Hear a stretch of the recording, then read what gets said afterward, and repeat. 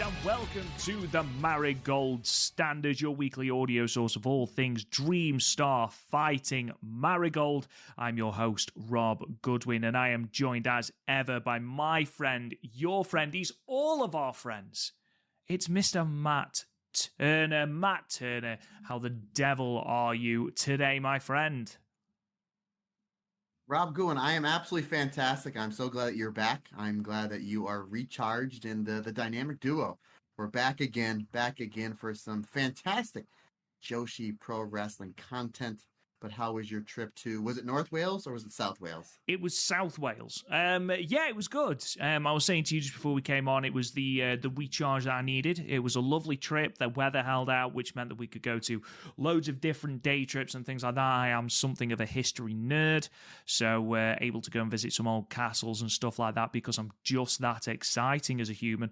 But yeah, aside from that, it was just nice to chill and to sort of get away from everything and things like that. So the only thing that was stressful about it was the drive there and the drive back, because I didn't know this until I actually drove it, because I went to university in North Wales. So North Wales, both me and Kirsty know very, very well. South Wales, we've only been once, and that was to see Jimmy Eat World about 10 years ago. So we're like, right, let's go to South Wales. What I didn't realise was there's not a single motorway in Wales, apart from the N4, which is Cardiff, which is about 60 miles away from where we actually need to be.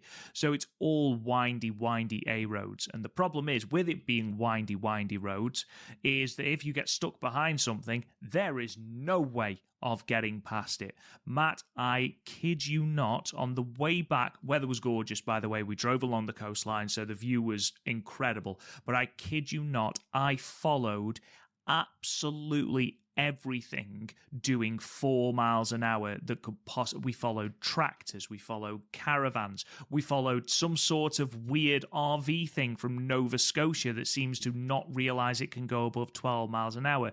We followed a portable crane. We followed absolutely everything. It was already a 5-hour drive without traffic, but by the end of it, I was ready to start throwing some Hazuki-style forearms. I was starting to get very, very irate. Luckily, Kirsty knew the exact way to calm me down, and that was to put on pop punk very, very loudly and for us to sing Teenage Dirtbag at the top of our voices. So ultimately, not a bad holiday at all. How have you been anyway? It's been a while since we've spoken voice to voice.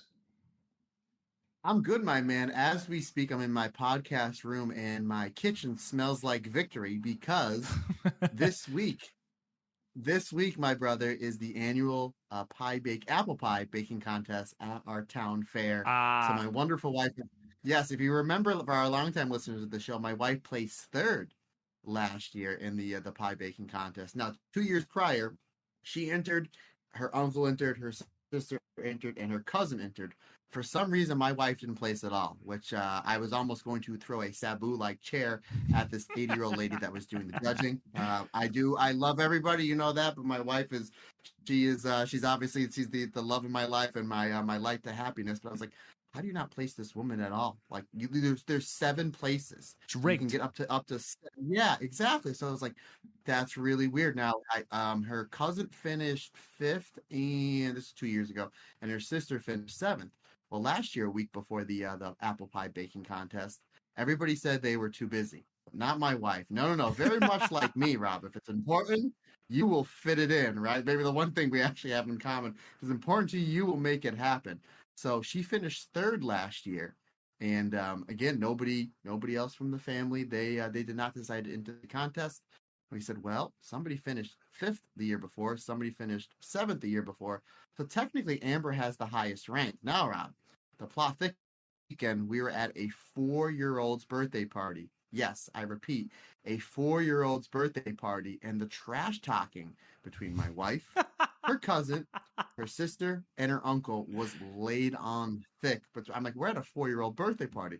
Now, however, what these 3 other fantastic people in my family didn't realize, that Amber is married to a pro wrestler that has studied several hours of Roddy Piper promos. So, Whoa. Yeah, you know I had her. Yes, I had her. I absolutely had her back. And I was like, at the very end of the day, Rob, I had to say, you do not throw rocks at a lady that has a machine gun, and boom. So we won the promo battle. I'm not gonna lie, I think that they're a little psyched out, but I will probably by the time we get around to the Stardom cast this week, I will have the results, and I've already gone on record and telling my wife that if I do need to hit somebody over the head with a chair, or Julia style, you see, I brought that out around to Marigold, or Julia style pile drive somebody through a table, I will do that because I'm a loyal husband. But no, I'm super excited. I know she's gonna do great. Like I said, as soon as I walked in the door just a little bit ago, I was like, oh my god, it smells so good in here. But she's doing apple pie, chocolate pie, zucchini bread, and cookies. So she's entering 4 different contests. I mean, I imagine there are a lot of people listening who, like me, were completely unaware before we met you, Matt, the politics and the just general bad nature that goes into these sorts of competitions. But I am, as I'm sure all the listeners are here on the Marigold Sound, we are all obviously behind Amber. And if a full-on riot is needed to secure that first place, I am not above orchestrating violence. So obviously, let us know how that goes on, because again, you know, I've tasted your wife's cooking. Your wife was wonderful whilst we were in Philadelphia, and I can sort of attest firsthand to just how good it is. So anything other than first place is just rigged, and I feel like that's not what we stand for in this world, is it? No, that's what we stand for on the Marigold standard. See what I did there? There you go. There you go. In a world of Marigold standards, her cooking is certainly the Marigold standard. But yes, so... We are back, folks. Did you miss us? Did you miss us? Oh, feels like I've never been away. So, obviously, today we're recording this on Monday, the 22nd. It is Monday, isn't it? Yeah, Monday, the 22nd of July. Now, obviously, that means that the Marigold show from Nagoya has not yet dropped, so we can't review that. So what we'll do is we will tag that onto next week, when we will be talking about, obviously, that show and the Korakuen Hall show from the 30th as well. Next week, the Korakuen is on the Tuesday, so me and Matt will have a meeting, I imagine, afterwards and sort of talk about whether we hold off on the Marigold standard till Tuesday so that we can talk about the big Korakuen Hall show on the 30th, rather than just sort of waiting until the week after. I think it would probably make more sense, Matt, to leave it today, delay the publishing of the Marigold standard, and talk about that Korakuen Hall show. What do you think? Yeah, that works out. So now that I'm kind of just thinking about it, both Stardom and Marigold are running Korakuen Halls on Tuesday. So how about that? Kind of a tough day to draw for wrestling, but considering the fact that these are our 2 favorite wrestling companies, I feel like they will pull through. So interesting, but hey, it kind of makes our week really entertaining, right? The fact that first thing in the morning that we're going to watch some wrestling, brother. Absolutely. Can't wait. That is something I've really thoroughly enjoyed, I must admit, about being off, well, sort of off from work, is that I've been able to watch Stardom live, I've been able to watch Marigold live, I've even been able to catch a little bit of the G1 Climax. It's amazing. I am thoroughly enjoying it. So yes, this week we will just be covering the live show from Shin-Kiba, which saw obviously the first part of the Twinstar Championship Tournament. We will be previewing the Korakuen Hall show, so we will be talking about the results from Nagoya. If you don't want to hear the results from the Nagoya show until you've watched the Nagoya show, completely understand, just pause the podcast when we do the preview of Korakuen Hall, and you can always revisit it once you've watched that. But obviously we can't preview the Korakuen Hall show without spoiling the results from Nagoya. But Matt, what we're going to do is we're going to kick off with a whole shed load of news from both Marigold and from Stardom. I know that the chances are you may have covered some of this during your individual podcast that you were doing last week, your solo podcast, but I just want to re-go through, let's say, through a couple of things. Now, the first thing I want to talk about comes from the Wrestling Observer newsletter, and this is in relation to Megan Bayne. I don't know if you've seen this, Matt, but it was reported last week that, quote, Marigold expected Megan Bayne to be in for the current tour. She had left Stardom and apparently verbally agreed to switch to Marigold. She asked if she could bring another woman on the tour with her, Rebecca Scott. Rossi Ogawa agreed to it, and they planned on 5 foreign women on the tour and have prepared visas for both of them. The quote continues, she told Marigold that she had a contract problem with AEW. I would say with the politics as they are, AEW would likely not want one of their wrestlers working for Marigold. Evidently, they never heard back from either of them and assumed neither were coming, but never actually got emails returned when asked. That comes via the Wrestling Observer newsletter, and it's actually been transcribed by a friend of the show, Scotty Wrestling, on Twitter as well. Obviously, Matt, we knew something to do with Megan. We know that she'd been penciled in for Marigold a couple of months ago, and then things sort of went quiet on that front. It's a sad thing that we're not going to see Megan Bayne on this Marigold roster, because I do genuinely think she would have been a top level talent, maybe even in that red belt scene. But I don't know. Obviously, this is an interesting political landscape at the moment, with AEW obviously firmly in bed with Stardom, WWE firmly in bed with Marigold. You can see potentially why AEW wouldn't want Megan Bayne if she is still under contract. You can see why they wouldn't want her wrestling on Marigold shows. However, it seems like, especially towards the end, things got a little bit messy, didn't they? Yeah, I mean, again, that makes sense. If she's under contract with AEW, and obviously AEW is working with Stardom, they're not going to want to go to the direct competition. So that's understandable. My question is, Megan Bayne, I guess, has been under this contract for, my guess, is going to be somewhere around a year, give or take, and she's never been on actual TV. I think she had one dark match where she got injured, and then, once she healed, we did see her then debut at the night one of last year's Stardom 5-star Grand Prix. So you wonder how long her contract is, and if there's a clause where she's not used on TV, if she can get out of it. And then maybe we see her over at Marigold. So you did say that we'll never see her on this roster. It's a possibility. Never say never. She's still young. These contracts, I mean, I'm sure there's opt-out clauses. So there is a possibility that we might see her on the Marigold roster. And not only that, if she's on this Marigold roster and they have this working relationship with NXT and WWE, don't you think they're going to want somebody like Megan Bayne on their TV? She's imposing. She's got a great look. She can wrestle. She can speak. She has that aura. So I wouldn't be so shocked, partner, by the end of this year if we don't see Megan Bayne in a Marigold ring for a time or two and in the WWE. So regardless, I just want to see more Megan Bayne because she's fantastic. I have seen that she's wrestling a whole lot of GCW shows. I've seen her. She's doing some intergender matches, tag matches, and just straight up all the women versus women. So she's doing a lot on the indies, especially the biggest indie over here in the States in GCW. But I would love her to see her on a Marigold show. Or again, since technically she's under an AEW contract, why isn't she on AEW TV? She's packaged, made, ready to go. So yeah, we'll see what happens. I mean, really the doors are wide open for her, for Megan Bayne. She's so talented in every aspect of pro wrestling that wherever she goes, she'll be a surefire hit. So I think it's only a matter of time before we see her in a Japanese ring and or on a worldwide TV network, either again AEW, NXT, or WWE. It's an interesting one because something I wanted to ask you as a pro wrestler and, someone who's dealt with a lot of promoters, how much or what is a wrestler's word worth? We hear a lot about how, my word is my bond and things like that.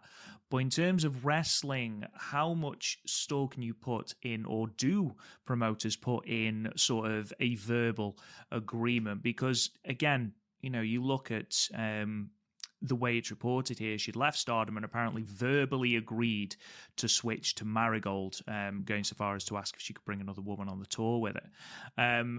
If Rossi and Marigold have gone to the lengths of sorting visas out, planning their tour around having 5 foreign women and not just the 3 that we have at the moment, as brilliant as they have been. Do you think, should circumstances change for Megan and she ends up in maybe NXT, do you think Marigold will want Megan Bayne? Will there be some residual bad feeling, do you think, in relation to this? No, I think that Rossi and the powers to be are smart enough by saying, okay, we want her to come over Marigold, but again, she's an under AEW contract, so she has to go by the byline. She has bosses that she has to attend to. So it's like before I go do this tour, or do this, or do this indie or this signing, I have to get permission from the people that are signing my checks.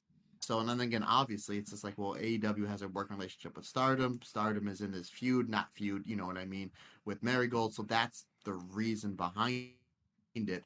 I'm saying Megan Bayne agreed to it and then went to the people over at AEW and they kind of just like, well, no, because if you're going to wrestle for another company, it has to be either an indie or Stardom. So that would be my guess. But to answer your question, as far as with me, I've never been a contracted wrestler before, so I can go work for whoever I want. And I know you've asked me this question a handful of times over the years that we've been podcasting, like as far as different promoters saying you can't wrestle for so and so. I'm like, I'm not under contract with you. I'm an independent contractor. You can't tell me who I can and can't wrestle for. Obviously, Megan Bayne is signed with the second biggest wrestling company in the world. So again, she has to get permission to do things outside of AEW. So that would be my guess. If Megan Bayne did give her word, I'm assuming that like, okay, my word is my bond. I'll come over there.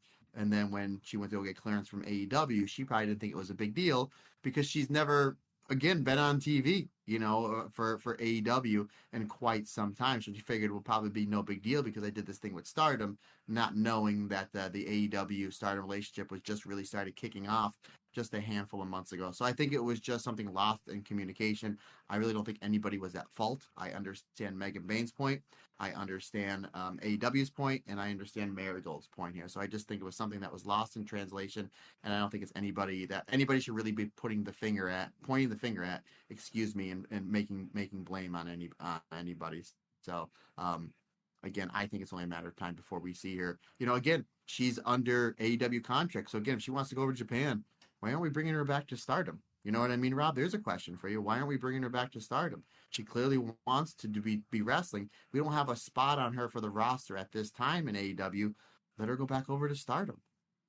I mean, we did see her obviously challenge for the red belt in Philadelphia. And obviously this was the start of April, and that was sort of after we knew that Utami and Julia and the rest of the people that would leave Stardom to go to Marigold, that was after that was all announced. So I imagine that was all sort of cut and dried by then.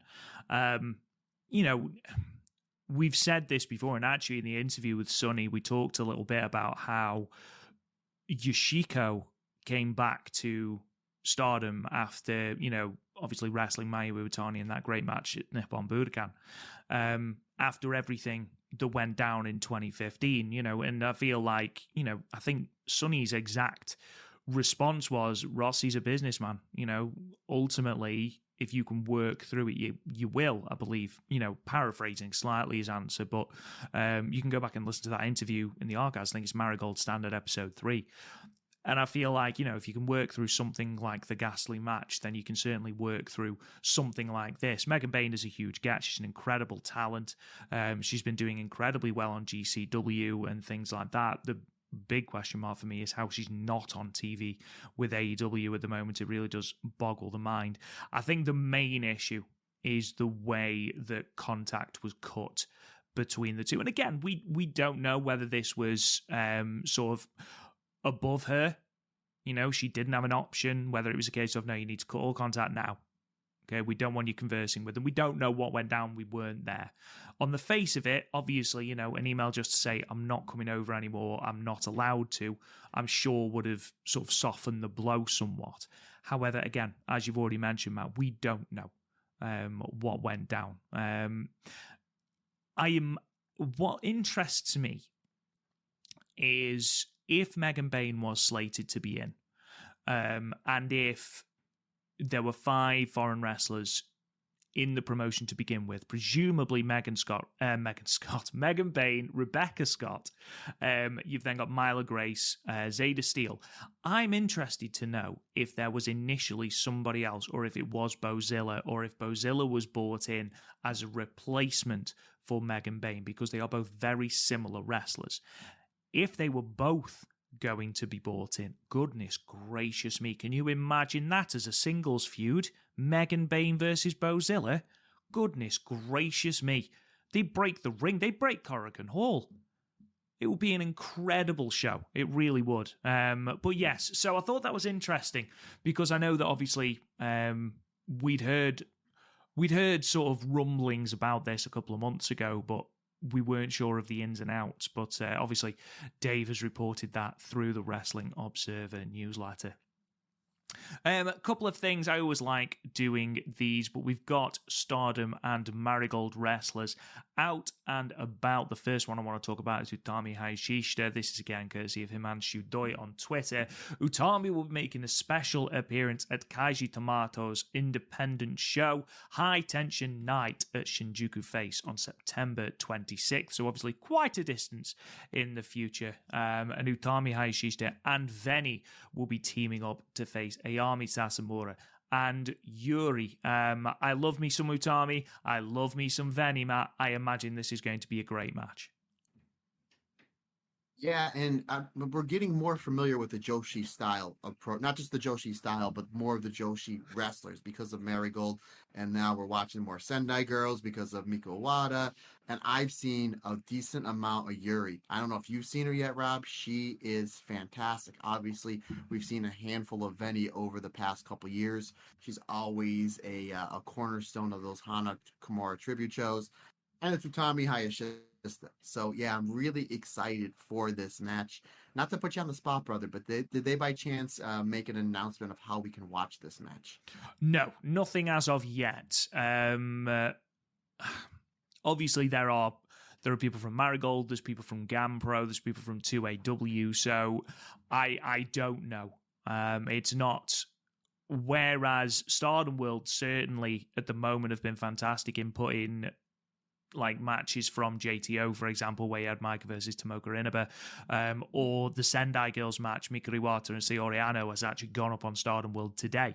So Stardom World has been very good in sort of selecting those matches and putting them onto Stardom World. There's been a couple of outliers, the Starlight Kid, Spark, Joshi Tal defense being the one that immediately jumps to mind. But obviously, with there being so many different promotions here, I don't know. I know that Gambler Pro are on Wrestle Universe. I know that obviously Marigold are on Wrestle Universe. Potentially, we might see this on Wrestle Universe, but with it being an independent show, Matt, I don't know. Yeah, you actually just sparked my interest about Starlight. I think I'm going to say Starlight Kid and Azumi from All Together, because that's still, even our friends in the Discord that always help us with the matches we can't find, like nobody can seem to find that match. But I think what I'll do, maybe sometime this week, I will message our friends over at Spark Joshi and see if by chance if any of those Starlight Kid, Spark Joshi title matches will be up on Stardom World. So more on that later. Man in the field this week, my friend. Man in the field. You really have been, like, the moves you've been making over the last couple of days, mate, have made me dizzy. You really have been on top of your game. But yes, the sooner we get to see that, the better. Someone else that is going to be doing the rounds, and someone that, of course, we did know this was happening to, is Hanako.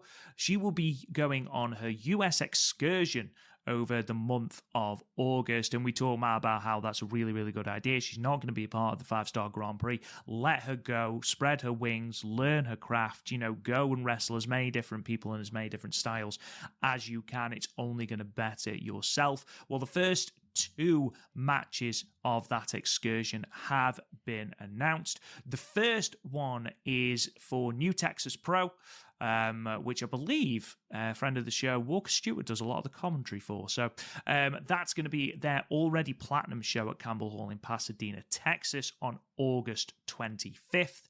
She has also been confirmed to be taking place on the MLW show, Summer of the Beasts, at the Melrose Ballroom in New York City on August 29th. Of course, MLW, the home promotion of Zeta Steel. And that has been confirmed that it will be live on YouTube, whether you have to purchase that or whether it is free. Oh, no, actually, on the same tweet, I knew I'd read it somewhere, the show will stream live for free on MLW's YouTube channel. So if you want to see how Hanako is getting on that US excursion, August 29th, MLW, free on their YouTube channel. I'm looking forward to seeing Matt Hanako mix it up in the US because she's got a really, really good style. She's improving in terms of her confidence. I think what she needs now is to develop her aura. The way she plays to the crowd. And I think an excursion to the US, wrestling these different wrestlers, that really will help with those next steps for her. Style is very, very much playing to the crowd. And as good as Io was in Stardom and as phenomenal as she was in that match with Utami, when she had that match with Utami just, we reviewed it about a week or so ago, that she played to the crowd more than she pretty much ever has because she was, melding the two styles together. Where I think you're absolutely right. We're going to see more of the aura, more of the presence. I hope that, and I'm assuming it's probably going to happen. I wouldn't be shocked to see her do a couple shots or AEW, whether it's on a Ring of Honor, whether it's on a Dynamite, whether it's on a Rampage, just because, pardon me, AEW does have that working relationship with Stardom. So it'd be nice to see her perform in front of a crowd of like 2,000, 3,000 people with like 700,000 people watching on camera, and then they'll eventually upload something to YouTube. So, and not only that, but that'll help with her entrance, with her presence, because you're going to have so many different cameras and production people and wrestlers that have been all over the place for the last 20, 30 years, like a Bryan Danielson, a Chris Jericho. I know we know that Jerry Lynn, Dean Malenko, they're two of the producers over there. So I hope she does get to spend some time in AEW. I know Dustin Rhodes does a lot of the training with the women, earlier on the show, and Dustin's been a main eventer since the 90s. So it's nice to see her that she's going to be getting some repetition with these independent companies in the States. I just hope she gets one or two matches in AEW or Ring of Honor. Again, I know it's under the same umbrella. You know what I mean? Bear with me. But because that'll enhance her presence. And then by the time September, October rolls around, she comes back to Stardom. She's going to be a repackaged, more refined wrestler. If you remember, this is something New Japan was always very big with. You would have your debut matches as a young lion, and they would send you off to excursion. And really the one that sticks out for me the most over the last 10 years is what happened with Jay White. Jay White was a white meat baby face. He came out of the dojo. He was fantastic. They sent him over to Ring of Honor, Pro Wrestling Guerrilla, all the big independents over in the States, and he came back. They gave him the switchblade gimmick. He'd had more of the entertainment style that mixed in with his wrestling. And, I know he's on the shelf now, but then now, he's been a current main eventer off and on for the last 4 or 5 years. And I think this is something really, really smart. And I would love for Stardom to do this. I would love to see Stardom. Obviously, we know that Rana Ugami is going to be in the 5-Star Grand Prix. I would love to see Rana do a 4 or 5 week tour over in the States. I would love to see Waka, Momo Kogo, Rian. There's a lot of younger wrestlers in Stardom. I would love to see them do 3, 4, 5, 6 weeks over here in the States. And again, they have that working relationship with AEW where they can give them the production. They can fine tune, polish their characters, and then they're going to send them back over to Japan, with that experience, with that TV exposure. So I think that's just a win-win. Obviously, we sing Hanako's praises quite a bit. I cannot wait to see her come back to Stardom in the fall months with this basically refined tuning of her game. Yeah, and obviously we're not assuming that she's going to come back after a month away and suddenly be Mai Iwatani, although that would be cool. However, you if you're a member of EXV, you are somewhat in the shadow of Maika, who is the World of Stardom champion, Mina Shirakawa, who is the living embodiment of charisma. You've got Waka Tsukiyama, who has found her niche as, the sort of, I don't want to use the phrase comic relief because that sounds a little bit derogatory. However, you look at the amount of hip attacks that were thrown over the last 2 shows and you'll sort of get my meaning. And you've got Xena, who is getting a huge push at the moment. And you can sort of start to see that Hanako is getting lost in the shuffle somewhat when it comes to EXV. So gaining that little bit of charisma, gaining that little bit of knowledge on how to work a crowd and things like that could be the thing she needs as a member of EXV, because again, you have got a lot of charismatic, a lot of confident people in that faction. And obviously Hanako is a fantastic wrestler. She's doing really, really well for where she is in her career. She now needs those next few steps. And you're absolutely right, Matt. As many different places as she can possibly go, wrestling in as many different promotions, as many different styles, is only going to benefit her. Another person that is going to be wrestling for another promotion is Mei Seira. She's going to be facing Kohaku at Pro Wrestling Waves Nami 1 August. at Shinjuku Face on August the 1st. The match is a celebration of Kohaku's 6-year debut anniversary, with Kohaku and Meisera actually starting out in Marvelous together, with Kohaku debuting just 3 months earlier. I think this was always inevitably going to happen, more of a crossover between Wave and Stardom, especially as we've just had Saya Kamatani win the Catch the Wave tournament and Ronnie Yagami make it through to the final. So it's always going to be good to see different people in different promotions. I'm excited to see Meisera. I don't know anything about Kohaku.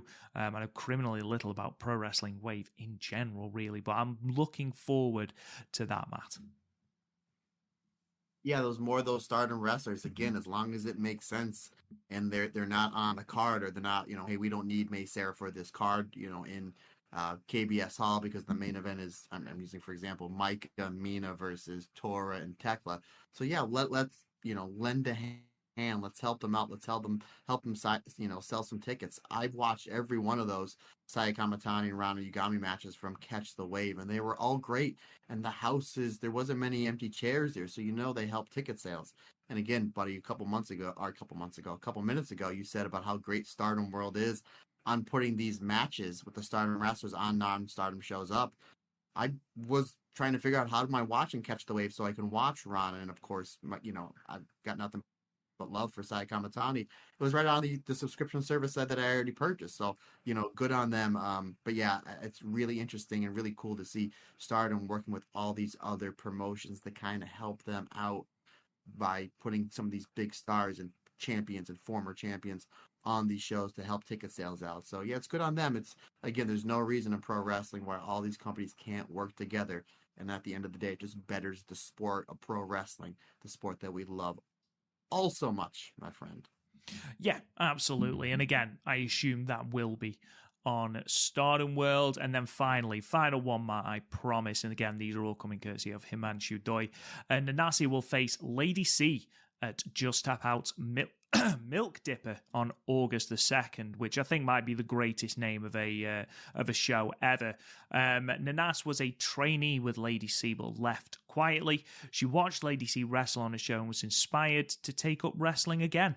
Lady C is someone Nanas has wanted to face for about 4 years.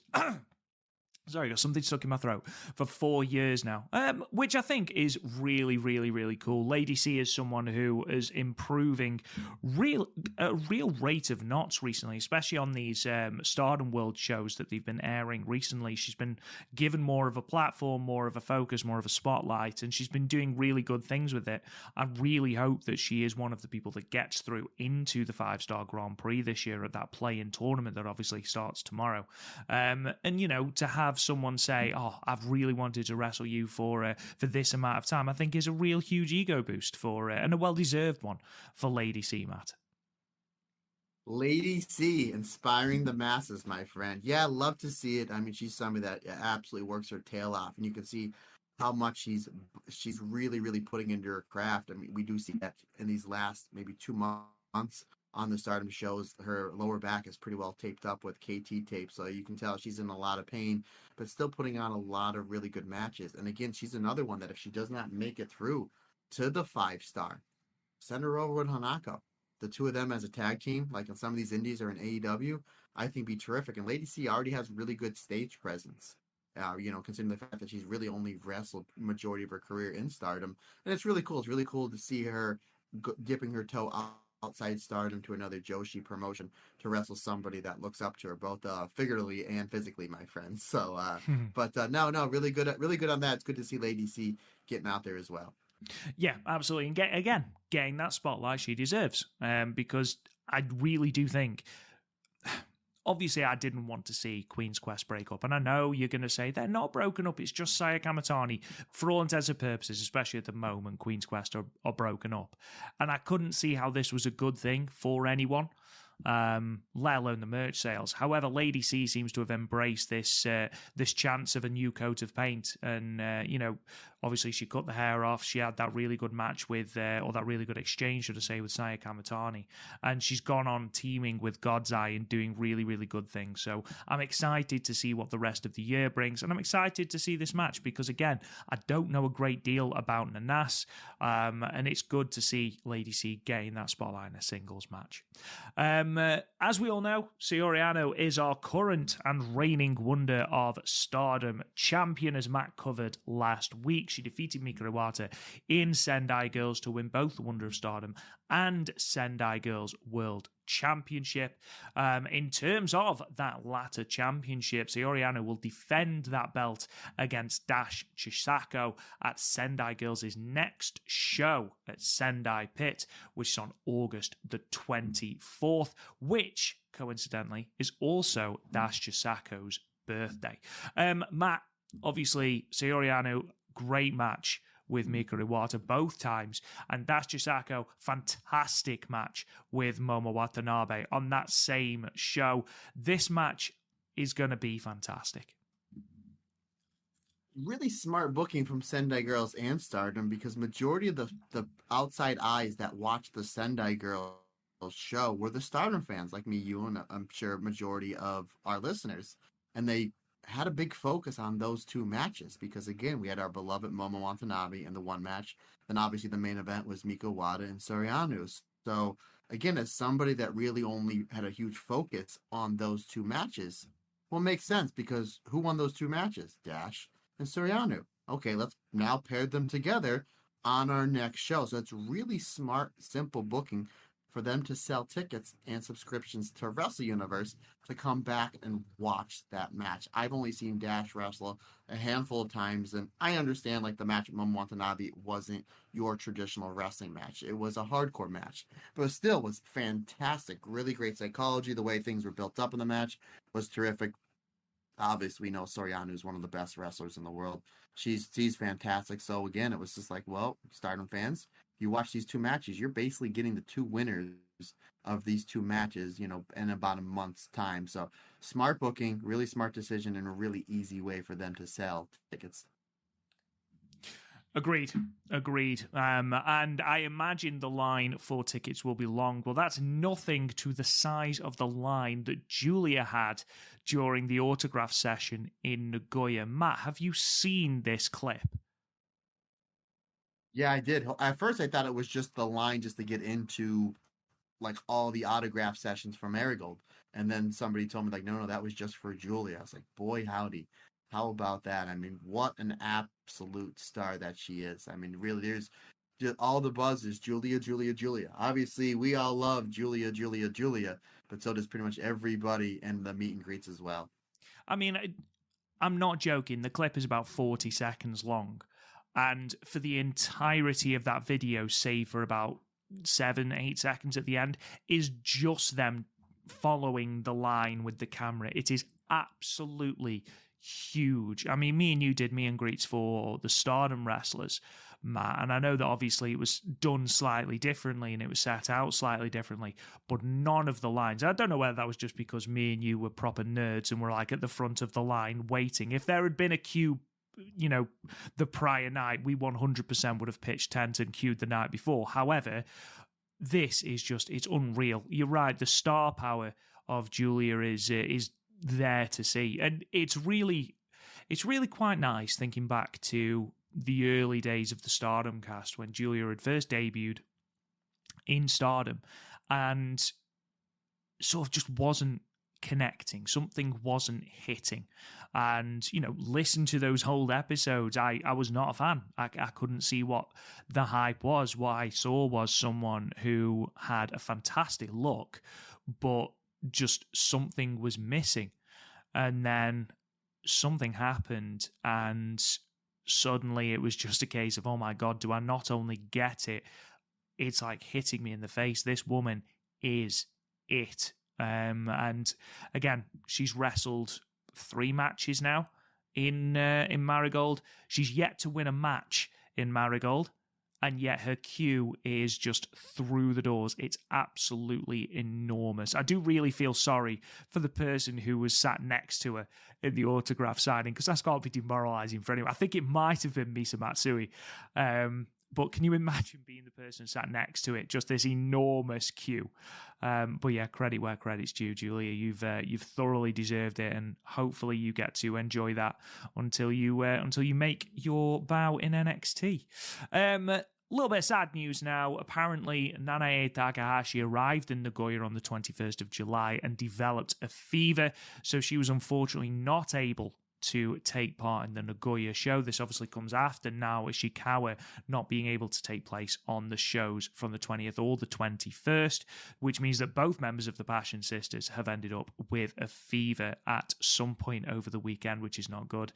Obviously, we wish nothing for the best, but the best, for the Passion Queen herself. The card did have to be changed, but again, we'll talk about that when we go through the show next week. And obviously, we wish nothing but the best for Nao Ishikawa as well. Both women, coincidentally, have been announced for matches at Korakuen Hall, so obviously nothing too serious.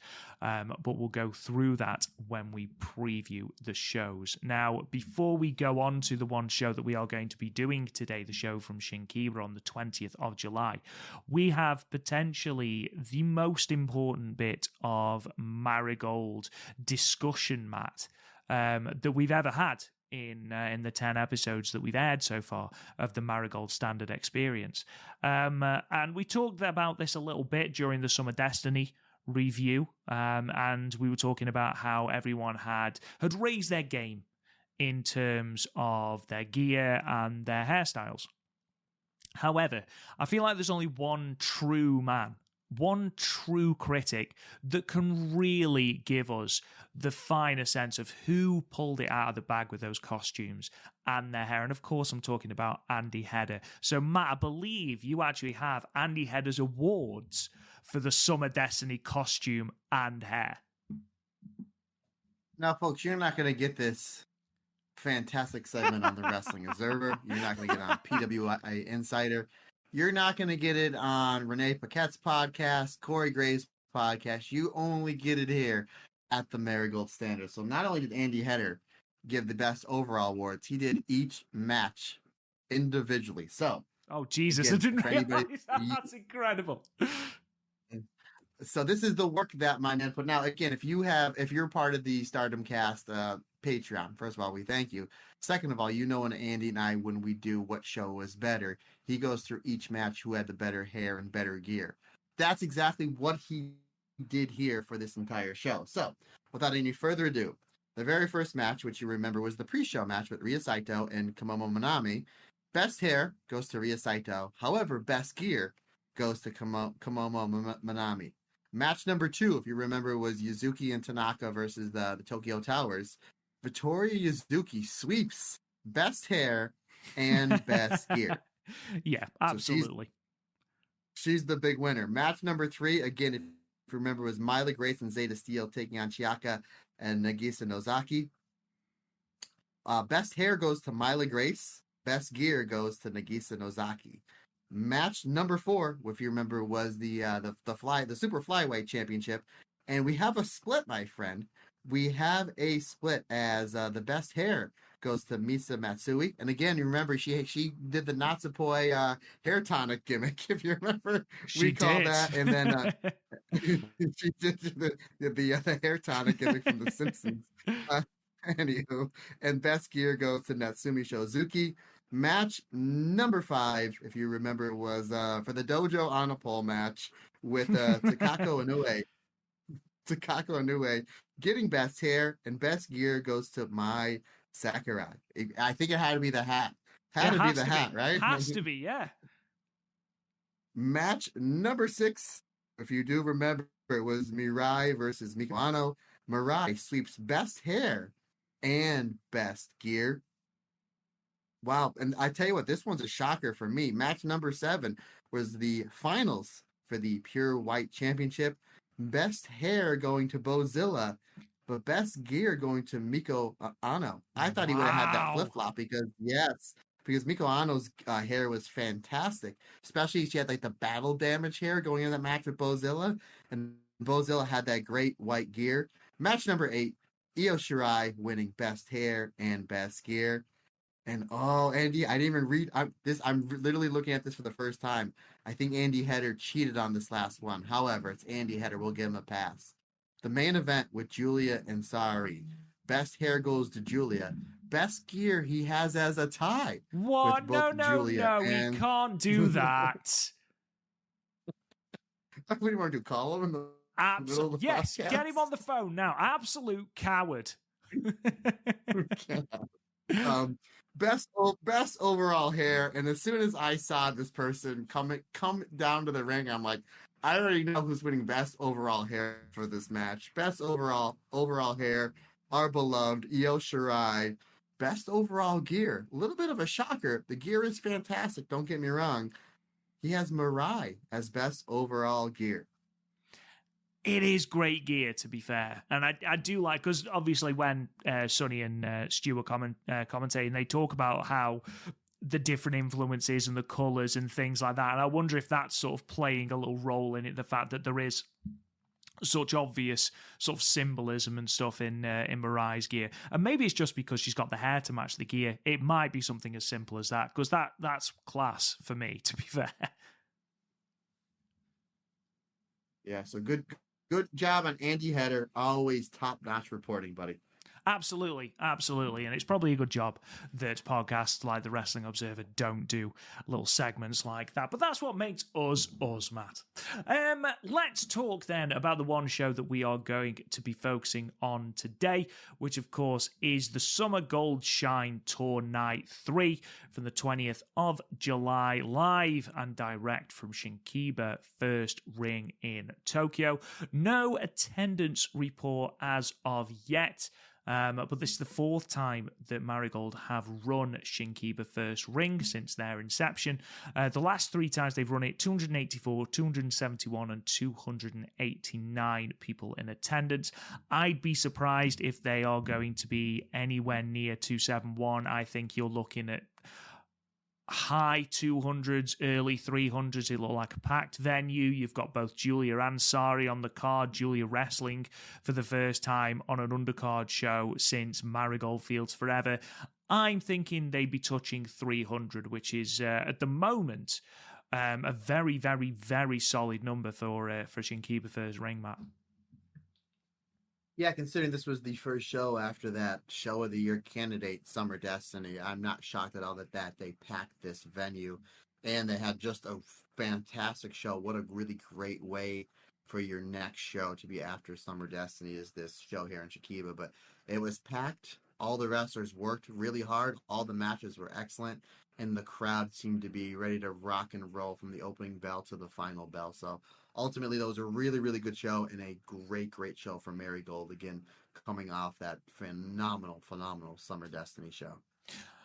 So, just running through the results then. Obviously, this was the sort of the focus of these next 3 shows will be the Marigold Twinstar Championship Tournament. We talked about the matches that, the teams that have been announced for this tournament last week. We had 2 first round matches here, or we should have done anyway, unfortunately, with Nanae Takahashi and now Ishikawa's illness, the latter for this show. It did mean that the Passion Sisters had to withdraw, meaning that the Twin Towers team of Koki Amare and Chika Goto made it through to the Korakuen Hall semi-finals by way of forfeit. The rest of the card then is as follows. Nagisa Nozaki defeated Komomo Minami in 7 minutes and 21 seconds via a full rear naked choke. I did feel sorry for whoever got Bozilla in the show immediately following Summer Destiny. That fell to Misa Matsui, and Bozilla defeated Misa in 8 minutes and 48 seconds in a far more competitive match than I thought it would be, with what Bozilla is calling Drill a Hole Pile Driver. So there you go, if you're wondering what that pile driver is called, quite apt when you consider how hard the opponent hits the canvas. Utami Hayashishita defeated Chiaki in 7 minutes and 16 seconds with a bridging German suplex.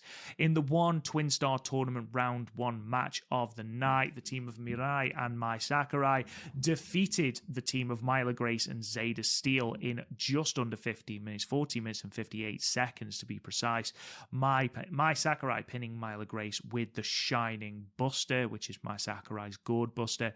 In the rearranged match, which goes obviously from the Passion Sisters Twin Towers match, the Twin Towers of Kokiyamare and Chikugoto defeated Nanae Takahashi and Rea Sato in 11 minutes and 32 seconds, with Kokiyamare pinning Rea Sato with the Amethyst Butterfly. And then in your main event, the ultra super powered, high powered team of Sari Mikuano and Natsumi Shozuki, that's a bloody trio and a half, defeated the team of Julia Victoria Yuzuki and Kizuna Tanaka in 18 minutes and 45 seconds. Sari pinning Kizuna Tanaka with the wrist clutch Uranagi. Couple of things to talk about in this show, Matt, specifically the matches, I suppose, but some really, really, really good individual performances. But weirdly, the person I want to start with is Rea Sato, who was in the pre-show match of Summer Destiny. We talked on the podcast about a lack of communication leading to a little bit of a clumsy finish in her match with Komomo Minami. And it was always going to be interesting to see how she rebounded in this match here. And I think the answer is only resoundingly positive, because I thought she was brilliant in this match. She was, and I've actually written it in my notes, a complete pocket rocket. She just went at everything with so much zeal and so much zealous energy. It was really, really infectious. She's so emotional with her facials as well. I don't know if you saw this on Twitter, Matt, but she posted pictures of her own facial expressions from Summer Destiny next to well-known horror characters, and they were absolutely identical. So clearly she knows that she's got a very expressionful face. But I thought she did really, really well here. She bounced really well off teaming with Nanae, and Kokiyamare and Chikugoto are early favourites for the Twin Star Tournament, though I do want to ask you who your favourites are for the tournament, looking on at the semi-finals shortly. Overall, I thought this was a really good match, but it was also a really important match, I feel, for Rea Sato. Yeah, again, it's really smart and easy booking. They built her up in the match. She had a lot of great dance partners in the ring, not only across the ring, but in the corner with Nanae Takahashi, which we've been seeing her do over the last 2 years or so, taking these underneath talents, again, whether she's across the ring from them or in the same corner, and making them look better than they already are. So it was a really good showing here, and I completely agree with your partner that her stock went up tremendous in my eyes, especially in this match. This was terrific, but again, they did a great job building her up, only for her to eat the fall. Again, I've said this 1,000 times before. If you're in a match and the person that is taking the pinfall, if you just beat them for 6 or 7 minutes and then pin them or submit them, then who did you beat? It's not that impressive. But if you're taking somebody that's getting a good majority of the offense in this match and is showing fighting spirit and is fighting back and just really getting the crowd energized, and then you beat them, you built somebody up, and then in turn that just makes you look so much better. And that's exactly what the Twin Towers did here. Obviously, Nanae Takahashi, she was terrific. Chikugoto and Kokiyamare, they impressed me so much, not only in their individual performances, but their tag performances each and every outing. I'm a huge, huge fan of this tag team. And to answer your question, they are my pick to win this entire tournament. I think it's kind of, I'm not, there's never a sure thing in wrestling because things change all the time, but I think it would be an easy bet to have them win, especially the fact that the Passion Sisters are not going to be in this tournament. That was kind of my tournament final, but now Ishikawa and Nanae Takahashi, considering the fact they put they were going to put that match on the first round, but Ishikawa obviously had a withdrawal due to illness, and now we have Takahashi. She has withdrawn due to illness, but I think that the Tokyo Towers, I think they're my favorite to win the tournament. How about you, partner? This episode is brought to you by BetterHelp. What are your self-care non-negotiables? Maybe you've set aside some time away from social media every day. Maybe you find the time to put on your favourite Mayu Iwatani match. Maybe you never skip leg day or therapy day. When your schedule is packed like Ryogoku with kids' activities, big work projects and more, it's easy to let your priorities slip. Even when we know what makes us happy, it's hard to make time for it. But when you feel like you have no time for yourself, non-negotiables like therapy are more important than ever. It's so important to make time for yourself even when life can get so hectic. Therapy is helpful for learning positive coping skills and how to set boundaries. It empowers you to become the best version of yourself. It isn't just for those who've experienced major trauma. If you're thinking of starting therapy, give BetterHelp a try. It's a service that is entirely online, designed to be convenient, flexible, and suited to your schedule. Just fill out a brief questionnaire to get matched with a licensed therapist, and you can switch therapists anytime for no additional charge. Never skip therapy day with BetterHelp. Visit betterhelp.com/stardom today to get 10% off your first month. That's BetterHelp, HELP.com/stardom. And now back to today's episode. I'll leave my favourites until we get to the preview show, because I've got a couple of ideas, and to be honest, I've talked myself out of different teams winning it because I've done that typical Rob thing of overthinking the obvious. I mean, speaking of pure power, surely Miko Ano and Natsumi Shozuki would take some stopping, but obviously we'll see. Someone else in the same sort of vein, though, Matt, of the Rea Sato role is Kizuna Tanaka, who, in a match that had Sari, Miko Ano, Natsumi Shozuki, let's not forget, Marigold's first 3 champions as well. So it was a very strong team. You had Julia in there as well, Victoria Yuzuki, and I think Kizuna Tanaka held her end of the bargain up really, really well. I think it's a big compliment, and I've said this before about the likes of Lady C and things like that. The best thing, or the biggest compliment you can pay, is that you weren't overshadowed by the people in the ring, or you didn't say, oh well, she's the obvious outlier here. I thought Kizuna Tanaka did really, really well, both in offense when, you know, the small amounts she actually got, and also the defense, the baby face in peril, if you will. I thought she did really, really well just across the board there. She was entrusted by her team, and I think she took a punishment, especially from the likes of Sari, who just, in a similar vein to Hazuki, just seems to flip a switch. She seems to be absolutely lovely outside the ring. The moment she steps through those ropes, she seems to grow horns. She's absolutely terrifying.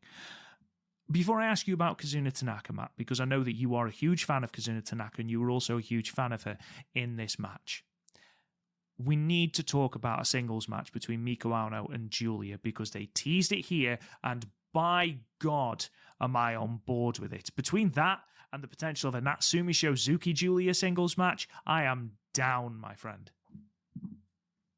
Yeah, I mean, right from the get-go, we're kind of, it was a really solid show, considering the fact you have the 2 rookies in Tanaka and Yuzuki that are now we're pairing up. Obviously, they're in the tournament, and you have your big star in Julia on one side, and then your 3 champions that were just crowned the show before on the other side. Really smart, simple booking for your main event that basically helped kind of sell out the show or jam pack the show. So you wondered how it's going to start, and you figured, okay, maybe they'll kind of build toward like the big tag to Julia, and Julia's like, no, I'll start. And I'm like, oh, maybe they'll put her in there with Sari, because we already seen they have history based on the very first show, the Fields Forever show, and again on the Summer Destiny show. And then Miko Ano's like, no, I'll start. And then I sat up a little bit higher in my chair. I was like, oh, here we go. And we know the clock is ticking on her run over here, Marigold, before she comes over to the States. And I think there's 2 matches they need to pull the trigger with. This Miko Ano match is definitely one, and we know we need to see that Utami Hayashi system match. And again, considering the fact Stardom had 4 years to pull the trigger on that match and never did, it's still baffling to me. But yeah, considering how great their exchanges were, was absolutely terrific. I thought all 6 of these ladies were great. And I mentioned it in our review for Summer Destiny when I said Kizuna Tanaka and Vittoria Yuzuki, their tag stuff reminds me of the way the Stars team over in Stardom, Momokogo Mayu, FWC, Saida, Han, the way that they build their tag team moves up. And this time was even more crisper than it was at the Summer Destiny show. So I thought they were absolutely fantastic. I loved how in a lot of this match, we had a mini tag match with Tanaka and Yuzuki versus Miko Ano and Natsumi Shozuki. Because correct me if I'm wrong, is that not the a first round matchup, my friend? It is indeed. Simple booking, folks. Simple booking. We break down little things, but we want to make sure the main crux of this match is we're selling to the next show. You know, at the end of every comic book, we need to leave a cliffhanger to get them to buy next month's issue of Spider-Man, Batman, Superman, etc. At the end of this main event was a phenomenal main event, but the best part of this main event was we got a little bit of a preview of the tag match. And if you were like, oh boy, I tell you, I'd love to see a tag match between Ano and Shozuki versus Vittoria Yuzuki and Kizuna Tanaka, because that was the main crux of this match. Well, then you can say, hey, guess what? Guess what you're getting on the next show? Boom, right there. Smart, simple booking. But yeah, we need to see Miko Ano versus Julia. And to answer your first question, partner, I thought Kizuna Tanaka was the MVP of this match. She was great. Her exchanges with Sari were fantastic. Sari gave her a lot in this match. And again, very much like Rea Sato and a match, a couple minutes prior, where they built her up in the match only to beat her. And they literally took that easiest psychology in a tag match. You took your young rookie, Kizuna Tanaka, in the ring with your 3 big champions, and you shined her up really well, only for her to eat the fall in the match.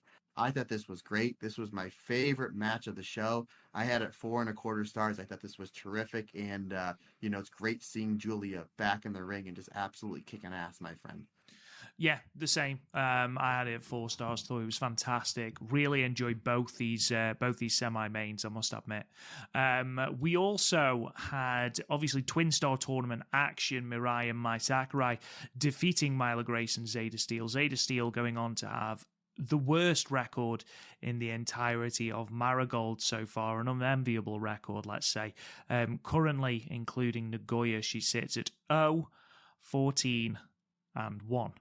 Which is quite a record for poor Zeta. So where she gets this first victory, if she gets this first victory, I don't know, because I know that Fightful Select have reported that Zeta Steel is on or is due to return back to the States sooner rather than later and is on a shorter contract than both Myla Grace and Bozilla. If that's the case, and obviously, again, I've only seen this in passing, I'll be absolutely gutted because I think Zeta Steel is extremely entertaining and is someone who has really developed since that very first show, Matt. Yeah, I totally agree. Both in character and in the ring. And I've mentioned this a couple times on the last few Marigold Standard podcast. That God bless you, by the way, my man. That considering the fact that she connects so well with this Marigold audience over in Japan, and the fact that Japan's not her main language, but she still can connect with the crowd, really just goes to show you what a special talent she is.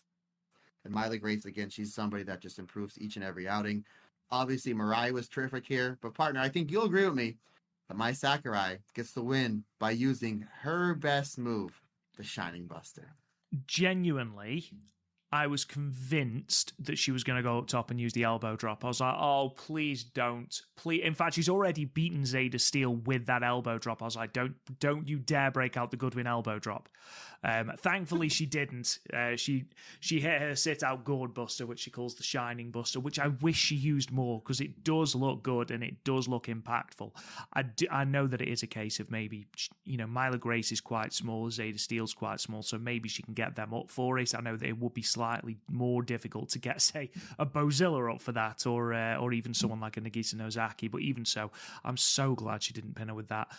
Mai Sakurai's hat, Matt, we went from huge, sort of enormous regal hat at Summer Destiny to what looked like a stolen hat from Rossi Vice. What were your opinions of Mai Sakurai's hat here?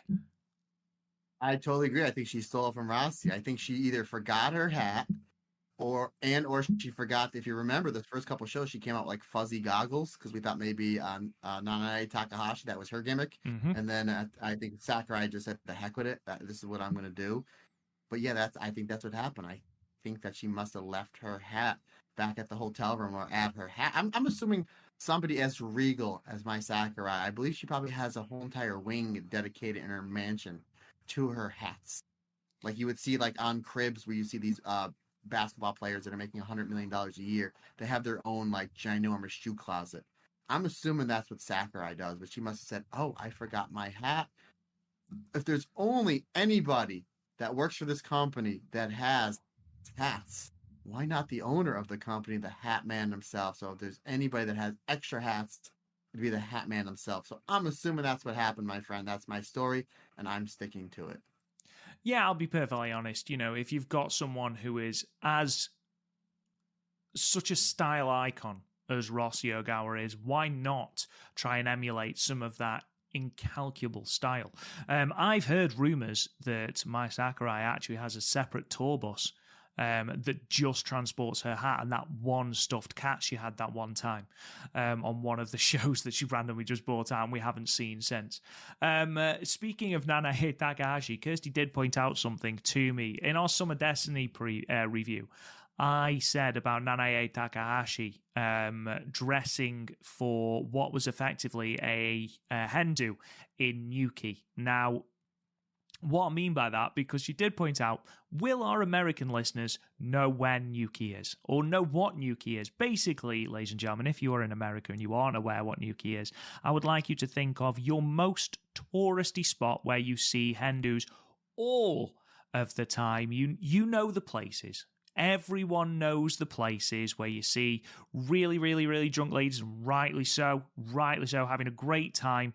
And that's where I picture Nanae going in her neon green cowboy hat and her bright pink glasses. I can just see it now. But there you go. Nuki is sort of our touristy, sort of down south area where a lot of Hindus and bachelor parties go. So there you go. A little bit of clarification for you.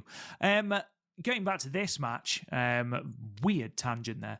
Myla Grace, I think, we've been very complimentary of Myla recently about how she's really improved, in spades really over the last couple of matches. I think this is another installment in the book of Myla Grace in Marigold. I thought she did really, really well here. Her interaction, especially with Mirai, went really, really well. I think the only real sort of iffy moment was the Paradise Lock, which ultimately it doesn't really matter. It's a comedy move. I thought otherwise she did fantastically well in this match, and it was actually far more entertaining than I thought it was going to be. And for it to go just under the time limit, 2 seconds underneath the time limit, I think that's credit to Myla and Zayda. Yeah, they were able to take this match and go to almost the full 15 minutes. So, yeah, again, really good stuff from Myla and Zayda, considering the fact we kind of know where eventually their roads are going to go to. Big singles match somewhere, maybe at a Korakuen Hall show or maybe on the next pay-per-view before, again, as we think that Zayda Steel, her contract runs out a little bit sooner before Myla's and Bozilla's. So, yeah, they're working really well together. We know the program that they're going to, and I'm excited to see the Myla versus Zayda singles match. And it was really cool, Rob, to see a little DDM reunion with Mirai and Mai Sakurai. Obviously, they are in the tournament together, and they will advance to the next round. So that's very interesting to see. I just hope that if Mirai does win a tag title, it's not via countout. Another story for another day. Imagine if that had been the case and it was against Nanae as well. Chiaki. Obviously, Utami Hayashishita, we knew this was, a foregone conclusion. Utami Hayashishita's just had this banger of a match against Io Sky. She wasn't going to come in and lose to Chiaki in singles action on the undercard of this Shin-Kiba show. However, I cannot stress enough how much more I am enjoying Chiaki now. She's fully embraced this heel. She came in, she's got the chair, she's got the glasses, even the pose. She just feels like a badass. And then you partner her with Nagisa Nozaki, and it just works, Matt. This was my second favorite match of the show. This got 4 stars to me. I love this match. Obviously, Utami's in it. I thought Chiaki was terrific. I liked how early on and it only went, 7 minutes and 16 seconds, but I like how they were, like, Utami was trying to hit Chiaki early on with the clothesline to kind of set her pace. We know that Utami likes to use the clothesline to kind of start building her momentum towards her big moves, the torture rack bomb, the hijack bomb, the German suplex, so on and so forth. But like she just can't seem to get it, and Chiaki's able to get the advantage hitting a big spear. I really like that. And then Chiaki's getting a little bit too cocky as she starts basically doing the face wash and boot scrapes to Utami, and then she goes to the Von Erich playbook, which I absolutely love. She locks in the Iron Claw, and then Utami uses what brought her to the dance, that raw power, and she basically just uses a Samoan drop, and then she finally hits the sliding lariat for basically her first big offense of the match. So I really, really like that. And then basically we just see a forearm fest between the two. But ultimately, it's the torture rack bomb and the German suplex that gets the job done. But I like how Nagisa Nozaki, she comes in for a little interference, but Utami Hayashishita is just too wily of a vet for that. Too smart of a wrestler, if you will, Rob Goodwin, to fall for those shenanigans. She's like, I feuded with the Oedo Tai pretty much every month I was in Stardom. I know the deal. There's only two of you here compared to 20. So she was able to basically outsmart the big bad heel duo of Chiaki and Nozaki. So really, really good stuff. And of course, she wins with the bridging German suplex, one of the best German suplexes in all of wrestling. I love this match. Chiaki, she's another one that is not only getting better in the ring, but you mentioned all the time her character as that badass heel. Like, she really came out to the ring very much like Takayama back in the late 90s for like Pro Wrestling Noah and or for Noah would be the 2000s, but like for like New Japan, like just an absolute badass. Like, I own the room. And she got a good Utami Hayashishita, like she always does. She does a good job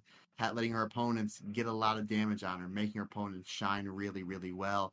And I liked how they did get over the storyline of Chiaki and Ozaki. They're not above breaking the rules to get a win here. Again, Utami Hayashishita is just too good to fall for that. I had to set 4 stars. Like I said, it's my second favorite match of the show, with the main event being my favorite match. I thought this was a good way to kind of build Utami back up after that match of the year candidate with Io Shirai, Io Sky, whatever you want to call her, at Summer Destiny. And I'm really interested to see what they do with Utami on the next few shows.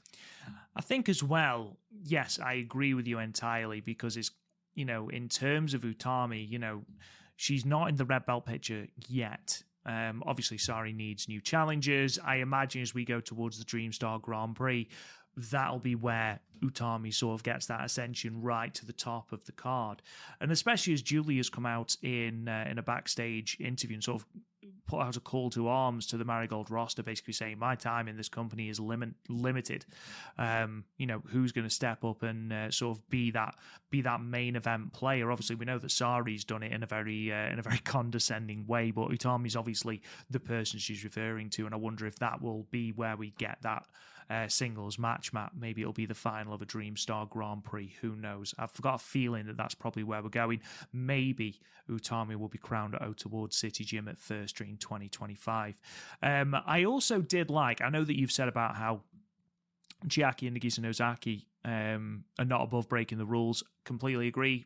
Marigold needs something like that because it offers something a little bit different. But I do like the fact that they are not quite coherent yet as a team.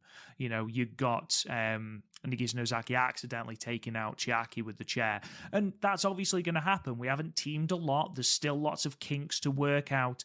It makes sense. However, I like them as a team. I really dig their vibe. Can't believe I've just said that. As a 34-year-old man, I dig their vibe. Anyway, I really like them as a team. I think they work. But yeah, she was never beating Utami here. Bless her. Is there anything else you want to talk about in relation to the other two matches, apart from poor Misa Matsui, who put up a tremendous fight, an incredibly spirited fight, looked danger in the eyes and spat at it. But yeah, she ate a lot of big moves from Bozilla in this match.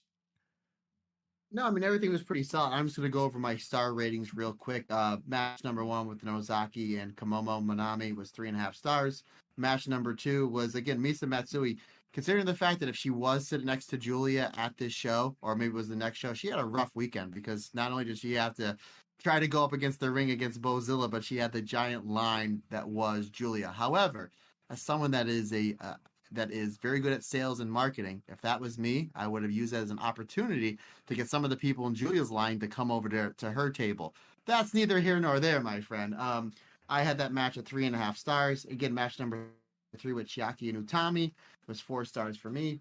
Match number 4 with Myla Grace and Zeta Steel versus Sakurai and Mirai was 3.5 stars. The match with Rea Sato and Nanae Takahashi versus the Twin Towers of Goto and Emire was 3 3/4 stars. And then again, the main event, the 6-person tag match, was 4.25 stars for me. Again, a great show. Every match was good. Every match was entertaining. We were progressing storylines. A really great show. Again, coming off the back of Summer Destiny. Yeah, just to echo your sentiments, I gave Minami versus Nozaki 3, Bozilla versus Misa Matsui 3.25 stars. I think Bozilla like an absolute killer in this match, which is absolutely what she needed. But also, I think you are starting to build that story of Misa Matsui being that underdog babyface. You know, everyone thought she was going to win the Superfly Championship, ended up not winning, Natsumi Shizuki winning it. And then here, sort of, you know, as though it isn't bad enough that she's come away without this championship, she's also been thrown in there with a very, very, very angry German powerhouse. So I think building that story of her is really, really good. Really enjoyed that match. Utami versus Chiaki, I gave 3.25 stars. Mirai and Mai Sakurai versus Zeta Steel and Myla Grace, I gave 3.5. And then exactly the same ratings. I've actually realised I gave the main event 4.25. So Nanae and Rea Sato versus the Twin Towers 3 3/4, and then the main event 4.25 stars as well. Altogether, considering this is, you know, what we affectionately call a house show or a tour show, I think this is actually pretty worth your time. There's no bad matches on this card, and the last 2 matches are downright entertaining. So if you've got the time, I know that life is short and there's a hell of a lot of wrestling out there, and that's just from Marigold and Stardom. But yeah, go out of your way to at least check out those final 2 matches, because they are certainly worth your time.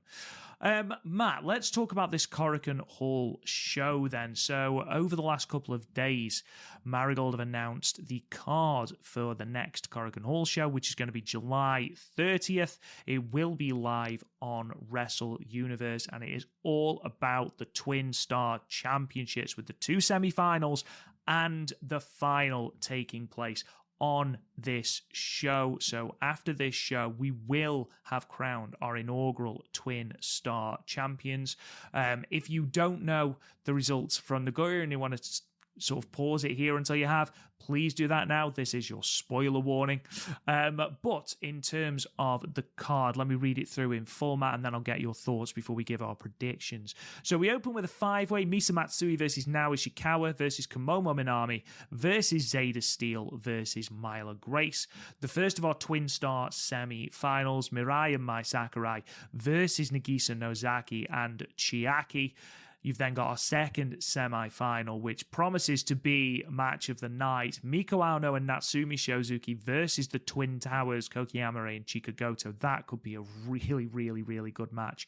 Singles match: Nanae Takahashi versus Bozilla. Certainly hope Takahashi is feeling better for that match, especially if they're prelude tags or anything to go by. In your semi-main, responding to Victoria Yuzuki coming out and saying, we want to see Julia team with Sari. She is doing Sari, Julia, and Rea Sato versus Utami Hayashishita, Victoria Yuzuki, and Kizuna Tanaka. And then what is currently listed as your main event is the Twin Star Championship Tournament final. Without getting into specifics, Matt, about different matches and things like that, what do you think about this card as an overall package? Are you excited? Does it follow on in the sort of, you know, I know that we've only had 2 shows at Korakuen Hall in Marigold's short history, but each of those shows have had a certain excitement around them. Do you feel this is following in their footsteps? Not as much as the first one, for obvious reasons. I mean, you know, you have the flowers coming. It's the first show, but this is a pretty stacked show. And I didn't know that they were doing the tournament finals until you just mentioned it. Again, where I get all my Joshi news is from Rob Goodwin, not via text message. No, folks, live on the air. So that's going to be really. That's going to. and again, it's making Korakuen Hall feel important, Mm-hmm. and rightfully so. It should. That's a very, very important venue, not just in Japanese wrestling, but in worldwide wrestling. It's one of the most important and historic venues in the rich history of pro wrestling. So I think that's really cool that we're getting a really solid six person tag co-main event. We're getting what's going to be two great semifinal matches for these Twin Star tag belts, and then we're going to be crowning our champions at the same show that's going to be happening on Tuesday. So I think that's really, really smart booking from Marigold. And we made mention maybe about 2 or 3 weeks before Summer Destiny that we said, well, we know what we're getting a red belt champion, more than likely. We know that we're getting a pure white belt champion. We know that we're getting the super flyweight champion. Don't put the tag belts on this because you're loading it up too much. Put the tag belts on one single show so this way it doesn't lose focus. It doesn't get lost in the shuffle. And that's absolutely what they're doing here. You know, there's 3 matches, 4 teams, 2 wrestlers are going to be crowned the champions, and I can really see any one of those 4 teams winning it. It's not outside of a possibility. I can see them they can do a double champion, which we've seen Rossi had no problem to do in Stardom, especially with the Freedom. They had all the belts, so you can see it being Miko Ano and Natsumi Shozuki. That'd be fantastic. I wouldn't say no to that. Again, in my opinion, Goto and Kokiyama, I think they're the right fit right now. Not there's a wrong answer, but I think they're the best fit for the tag champions right now. We can see them going with a heel champions, especially if Chiaki and Nozaki cheat a little bit in their semifinals match and the final match to become the first champions, or they can completely go Mirai and Mai Sakurai. We mention all the time how Mirai is felt like somebody that in Stardom would dabble in the main event to somebody that is a current and constant main eventer in Marigold, and Sakurai was somebody that was lower mid card to somebody that we've seen been in a handful of main events over here in Marigold and is able to shine through. So I can see either one of those teams winning these belts come, by the time the final bell rings on Tuesday. So ultimately, and then you have Bozilla and Nanae Takahashi. Again, Korakuen Hall, we've seen the 2 Prelude tag matches, brawling all over the building. Partner, you've seen a lot of Joshi in the last 7-8 years in Korakuen Hall. That building loves a good brawl. I'm willing to bet any amount of money that you are going to see about 30 chairs being overturned in Korakuen Hall, and probably some windows breaking as well from one Takahashi's passion scream. So ultimately a solid show with some really good undercard matches, and I'm really excited to see who walks out of that building as the first Twin Star Tag Team Champions. I think that's the most important thing for me, is giving your Korakuen Hall shows an identity. And, we talked about this ad nauseum over on the Stardom cast about how Korakuen Hall shows for Stardom had lost their identity somewhat. They were just another show because, Stardom were running bigger venues, they were running multiple pay-per-views a month, and therefore, there's only so many hours in the day, there's only so many championship matches that you can do before your fan base is oversaturated. And, Stardom have started to take that on board, starting to put championship matches on Korakuen Hall shows, making them feel like must-see events rather than just, any other tour show. And that's something that Marigold are doing, and I think will embrace a lot more. You look at the early history of Stardom, their big shows were Korakuen Hall shows. And with Marigold seemingly doing 4 pay-per-views a year, you've got Summer Destiny, you've got the Dreamstar final, which I think is a pay-per-view, you've got First Dream, and then you've got Marigold Fields Forever. Summer Destiny, sorry. So you've got your 4 pay-per-views. Korakuen Hall shows are your stopgaps then. That's where your intermediary title matches are going to happen, your Twin Star Championship matches, your white belt or your pure white belt matches, your Superfly Championship matches. Make your Korakuen Hall shows have an identity. Like this one, for example, it is all about the Twin Star Championships, and because of that, that there's going to be excitement. It wouldn't surprise me, you talked about the heel team of Nozaki and Chiaki, it wouldn't surprise me if they beat Mirai and Mai Sakurai, would not surprise me in the slightest. I don't think they win the titles. I'd be surprised if they win the titles. I wouldn't hate it. I'd just be surprised. But I can see them cheating to beat Mirai and Mai Sakurai, especially as Mirai came within touching distance of the pure white belt. It wouldn't surprise me if they give her another failure to then build her back up towards the white belt picture, towards that crimson red belt picture. In terms of the card then, Matt, let's go through and give our predictions, talk about a couple of these matches. 5-way opener, Misa Matsui, Naoya Ishikawa, Kamomo Minami, Zeta Steel and Myla Grace. Much as I would love to see Zeta Steel finally break that duck, I personally think that there is only one woman winning this, and that is Misa Matsui. Again, has come off the back of two very bruising physically in the terms of Bozilla and emotionally in the terms of Natsumi Shozuki, but two very bruising losses. And I think this is the perfect way just to get some more momentum behind her, because she's someone who is massively over with the crowd. And I think this as an opener is going to be chaotic, but in all the right ways. I think if we get the Naoya Ishikawa that's full of sort of resilience and aggression, I think the exchanges between her and Misa in particular are going to be very, very exciting, Matt. Yeah, I agree with you. I'm going to pick Misa Matsui to get a win here. And this is going to be an interesting match because, again, you don't have even number of wrestlers, right? Like if it's a 6-way, you can kind of pair 2, 2, and 2, or 3 and 3. But you have 5, and then you have two wrestlers in Zeta Steel and Myla Grace that don't speak Japanese as well as the other competitors. So it's going to be interesting and tricky to see how this goes. Obviously, if all the dominoes are aligned real well, this can be an absolute home run and a great way to start this show in Korakuen Hall. But I agree that Misa Matsui gets the win here. And I got to ask you a question, Rob. You know, I'm going to ask you this question now. I'm going to ask you this next week or the week after when we review this show. Is it going to be weird for you to watch a multi-person match in Korakuen Hall and there's no clown involved? Genuinely, when I was looking at this match, I was like, wouldn't surprise me if somehow Fukigen Death gets the victory here. Just somehow inserts herself into the match. Maybe she comes out of the ring. She comes underneath the ring and just rolls somebody up and then walks out. Absolutely. Kamomo Minami goes under the ring searching for a chair, drags out Fukigen Death who's reading a paper. I mean, come on. It'd be perfect. Absolutely perfect. It will be, because who's that person that you know in a multi-woman is going to win the match? Maybe that's Misa Matsui's niche, at least to begin with. The Twin Star semi-finals then. So we'll start with Mirai and Mai Sakurai against Nagisa Nozaki and Chiaki, because I feel like that is ever so slightly easier to call than the other semi-final. Who have you got, Matt, and why do you have them? I'm going to say it's a little trickier to call because I can see the heel team going through. However, you want your main event of this show to be one that's going to be remembered. Korakuen Hall show. Obviously, the first one we did have that Bozilla and Sari versus Utami and Julia. It's a match we're going to remember for a long time. Then we had Utami versus Nanae Takahashi. That's a match that will be remembered for a long time. And no disrespect to Chiaki and Nozaki, who are fantastic. But as far as a match you're going to remember for a long time, I think you need to have Mirai in it.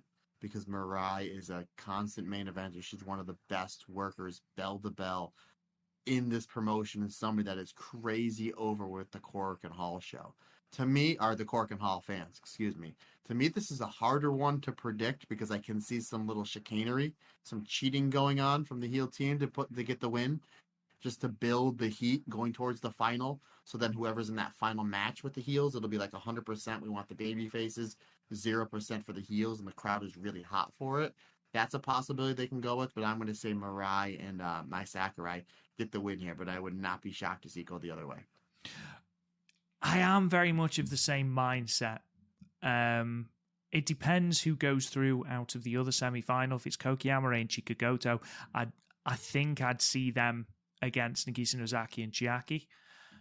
However, if Miko Ueno and Natsumi Shozuki go through, do we run back? We've already proved that Miko Ueno and Mirai are a money feud. They're the first organic feud to be bred in Marigold? Do we run that back and have Mirai and Mai Sakurai versus Miko Ano and Natsumi Shozuki, then potentially have Mirai finally get a championship and finally get the beating of Miko Ano, setting up potentially down the line another white belt match? I don't know. Ultimately, I don't think it really matters who wins it, because it's going to be great either way. If you'd have told me 4 weeks ago that Nagisa Nozaki and Chiaki were going to be in the semifinals and I'd be looking at them potentially reaching the finals, I'd be like, no, you're wrong. However, I've really come round to this heel team. I do take your point, though, and I can see Mirai and Mai Sakurai simply because Mirai is a main eventer. I'm going to go with Mirai and Mai Sakurai just to stack that final. But again, if it's Nagisa Nozaki and Chiaki, I'm not complaining in any way whatsoever. Second Twin Star semi-final then. Miko Ano and Natsumi Shozuki versus Koki Amare and Chika Goto. What are you thinking, Matt, here? This is going to be the best tag match in the short history that is Marigold. That's what I'm thinking. Wow. This is going to be terrific. This is the match I'm looking forward to the most. I think it could even be better than I set the bar really high, but it very well could be better than that tag match, that main event at the very first show. That's how much. That's really high bar indeed, my friend. That's a high bar. I just realized as soon as you said "wow," and I said, "What's he wowing on?" And now I know why. That's why he's the brains of the Marigold Standard, folks. But I guess we'll see. Geez, I might have to bite my tongue. Regardless, these two teams are terrific. These four ladies are great. I wouldn't be heartbroken to see go either way, but I'm going to say that it's going to be Chika Goto and Koki Amare that are going to get the win here, thus putting them through to the finals and the main event of Korakuen Hall. Okay. Oh, God. I really want the team of Miko Ano and Natsumi Shozuki to go through, simply because they're two of my favorites. And I know that is speaking with my heart, but even so, I'd love to see them go through simply because how violent and... Just imagine Miko Ano versus Mirai again. Imagine Natsumi Shozuki versus Mirai. It's going to be the Twin Towers, isn't it, though? And I say that like it's a bad thing. It's certainly not. I'm a huge fan of Koki Amare in particular, but both of the Twin Towers. You have got the chance to cement the team of Koki Amare and Chika Goto here. Miko Ano and Natsumi Shozuki are to a certain extent already made in Marigold, especially Miko Ano, who obviously had that stellar performance at Summer Destiny. She doesn't necessarily, neither of them necessarily need the victory here, whereas I think a big statement victory for the Twin Towers here could do them a world of good. Plus it sets up potential white belt challenges further down the line, maybe. I'm going to go Twin Towers as well. Again, for all the reasons I've just outlined, I think if you're able to pin the white belt or the Superfly champion, that's a big statement victory for both Koki Amare and Chika Goto, and really goes a long way to cementing them as a legitimate, or the legitimate team in Marigold. Last three matches then, Nanae Takahashi versus Bozilla. This one's a tricky one, because you don't want to beat Nanae Takahashi too often, because you still want her to be there to make stars. She'd given a lot of people their best matches on in Marigold's short history. Now Ishikawa, Misa Matsui are two examples, obviously, before Misa Matsui went on to have a fantastic match with Natsumi Shozuki at Summer Destiny. And then she obviously lost to Utami in a great match in the main event of the last Korakuen Hall show. Ultimately, I suppose it depends on where you think Bozilla fits. Do you think Bozilla is one of those talents that needs to be beaten by Nanae to then come back stronger? Or do you want Bozilla to run through Nanae to really cement her as someone who is hell-bent on getting revenge for the pure white belt? Do you know what? It wouldn't surprise me if they DQ Bozilla in this. It wouldn't surprise me if they, we've seen how violent their previous encounters have been. That one in, I believe, was it Nagoya or was it Iwate? Where literally Bozilla was attacking Nanae like she owed her money. It was, oh my God, what is happening? The chair shots were just so reckless. It was unreal. She's already said how angry she is about the entire situation surrounding the pure white belt.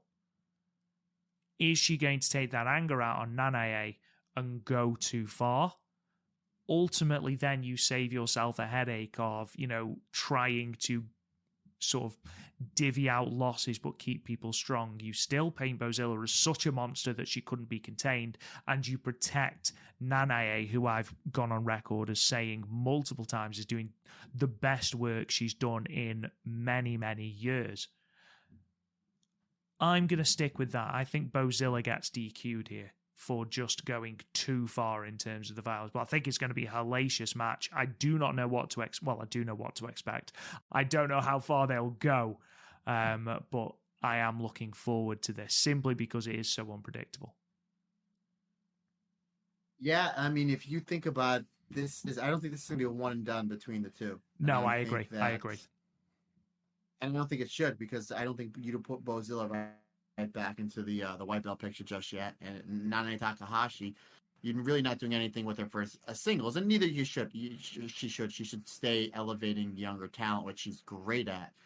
I'm going to agree with you a little bit on the DQ, but I think it's going to be either double count out or double DQ. I think if you have a violent match in Korakuen Hall, when you're surrounded with all with this great in-ring wrestling that we're getting on the rest of this card, this match spends about 90 seconds in ring, and you do this crazy brawl all over Korakuen Hall, where eventually it either gets double DQ'd or double count out and gets thrown out, and then you bring it back at the next Korakuen Hall and like a no DQ match, or you bring it back on the next big show. I think it'd be short-sighted for Marigold in the booking to do a one and done here, because it's Korakuen Hall. Again, it is one of the your more prominent venues. I don't think you blow it off just yet. I think that if anybody wins, maybe if Nanae wins and then Bozilla jumps her afterwards and maybe puts her through a table and leaves her laying, and they do a stretcher job or something like that. That might be one way to get around it. But I think the easy, logical booking, what I'd like to see is this one gets thrown out just because they lost all control, and then we're going to bring it back at another time, and then we're going to bring it back at another time. This feud has the legs to go a long, long time if it's booked properly. And when you have Rasi Ogawa, a genius, and Nanae Takahashi, that's been around a lot of good booking geniuses and is really smart in her own right there, I think that this one just gets thrown out, and that's the way I want to see it, because I don't want to see this a one and done. So I'm going to say either double DQ or double count out, my friend. Yeah, I wouldn't be necessarily bothered by either of those. I don't necessarily think this is a match that goes to a time limit draw. I don't necessarily want to. It's a heavyweight fight. It's a heavyweight fight where it goes 7, 8, 9 minutes most, and as soon as the bell rings, they're going right at it. Yeah, you don't need that. This one doesn't need to go 15 minutes, nor do I want to see it go 15 minutes. Because again, when the bell rings, they're not going to be lock up, headlock, tackle, drop down, get another one, kid, head scissors. That's not happening this one. Nor I don't think anybody wants to see it. We've seen the violence that these two are capable of in the tag matches. There's no tag match here. There's no tag partners. It's just the two of them. And again, we're in Korakuen Hall, folks. Same building that Io Shirai does moonsaults off of just for fun. You're going to see an absolute war. And again, this match is going to stand out more than any of the other ones in this packed card, because it's going to offer something different. But no, I don't think it should go to a time limit draw. I don't think it should go more than 10 minutes. It should just be as soon as the bell rings, they just start throwing blows. Yeah, completely agree, because that there are not going to be a tremendous amount of rest holds in this match. There's not going to be a whole lot of peaks and valleys in regards to the flow of this match. It's very much going to be balls to the wall in terms of just aggression, and I don't want them to have to maintain that for 15 minutes, because that's too long. Okay, you're going to lose the audience. So just give them 8, 9, 10 minutes to beat the living Jimmy out of each other and then call it. This was too dangerous for us. That's what I want to see. Okay, because that way you really do continue to build Bozilla, which I must admit Marigold have done a tremendous job doing. Semi-main event then, Sari, Julia, and Rea Sato versus Utami Hayashishita, Victoria Yuzuki, and Kizuna Tanaka. Can Sari and Julia coexist, Matt? I think they might have to, but I think this is where we start planting the seeds to that big singles match we've been waiting for with Utami and Julia. Because again, we've never seen it in Stardom. We never really even seen like a big tag match, like the ALK sisters versus like Aphrodite. We've never seen anything like that. So I think this is where we start planting the seeds. This is a coin flip for me, but I think that you need to start building up Victoria Yuzuki and Kizuna Tanaka as a tag team, maybe one of the first challengers for the Twinstar tag belts. Pin Rea Sato here, obviously it's not going to hurt her at all because she's a rookie as well. So I'm going to say that's going to be Tanaka and or Yuzuki getting the fall here. But the main important thing is we're going to start planting the seeds. Either Utami Versari as the first red belt challenger, or you can do more than one thing here, and to that big Julia versus Utami match that we never got, that we're all so waiting for, my friend. Yeah. I'm thinking about Julia and Utami, and obviously knowing that Julia's time is short, the one match Marigold need to run. There's many, many matches that we would like to see Julia have. The one she needs to have for Marigold is Utami Hayashishita. That is your money match. That you can build a pay-per-view around. How long is Julia around for, though? If she's around for the Dreamstar Grand Prix, fantastic. There's your final. Julia versus Utami. Not one person who watches Marigold is going to be complaining about that. If she's around until Otaward City Gym on January 3rd, could you potentially hold off and run it there? Because again, that doesn't need a belt. That's a match that will draw tickets, a match we never saw in Stardom. I know that we're not going to get it, but I'd love some clarity as to how long Julia has left before she goes to NXT. And again, we spoke about it last week. I know that there is, rumor and innuendo about how she's got this contract where she can work some Marigold dates. However, she's not going to be a regular on the shows. I'd like to know it, if we can know, just something. How long has she got? Are we talking Dreamstar Grand Prix? Are we talking January? Are we talking another 6 months? How long has Julia got? Because then we will get Julia versus Miku Ano, Julia versus Natsumi Shozuki, and then we can build to Julia versus Utami. We'll get little bits of sort of prelude and teasers here, and that's going to be great. I think Sari, Julia, and Rea Sato win. Simply because ultimately I think Utami's going to pin Rea Sato. I don't think it matters who wins. You can sort of tell the story that Julia and Sari can't coexist, and that's how that team loses. But ultimately, I think it's Team Utami's for the victory. It's intriguing, though, to see how Julia's sort of last road in Marigold is going to play out, and what sort of surprises we're going to get over that time. I think we've both got Mirai and Mai Sakurai versus the Twin Towers there in the championship final, Matt. Who are you going for as the first champions, and why is it the Twin Towers? Go Chica. Go Chica. Because of that and Kyoki Amare's phenomenal theme. This is going to be, again, no matter which way this tournament shakes out between these four teams, as someone who loves really great tag team wrestling, I think this main event match is going to be something really, really epic. And it's obviously going to be history making because it's your first tag team championships. But I'm going to say it's going to be Amare and Goto. I think they just have the best tag team chemistry. I think they're the team to push to put the first belts on. Again, I wouldn't be upset with either for these teams walking out of Korakuen Hall with the belts, but I'm going to say it's going to be Goto and Kyoki Amare. Yeah, same. I mean, I feel like I've already outlined as to why I think it'll be Kyoki Amare and Chika Goto, giving them the championships. All 4 championships, which is 5 women, and not one of them wrestling for Stardom. Like, can you imagine when Rossi Ogawa first announced this promotion, actually like thinking, right, Utami's not going to have a belt, Mirai's not going to have a belt, Julia's not going to have a belt, Nanae's not going to have a belt, Mai Sakurai, no belt, it's solely going to be about building these women that you might not know as much about. I think it's perfectly done. I think the Twin Towers have done a tremendous job of getting themselves over as a team. I think dominant victories, or not dominant necessarily, but big statement victories, I should say, over Miku Ano and Natsumi Shozuki, and then winning the belts against whoever it is, whether it's Mirai and Mai Sakurai or whether it's the heel team of Nagisa Nozaki and Jackie, which I can see just for the heel-face dynamic. Giving them that statement victory is huge for their credibility as a tag team. And plus, they're another set of wrestlers that are getting better every single time we see them. And it's worth noting again that both of these two women are still really quite new into their own respective wrestling careers. Like, I believe are they both a year into their careers? I'm just going to check now, because I don't think they are tremendously long into their careers at all. Watch, they'll be like 3-year veterans or something.